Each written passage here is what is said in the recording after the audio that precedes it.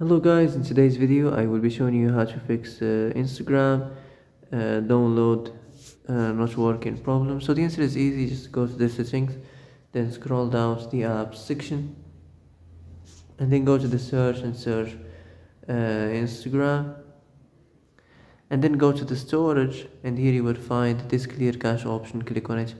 Now you can go check it if it worked, and if it didn't you can try to restart your phone or turn the Wi-Fi off and on, or the Bluetooth or the airplane mode.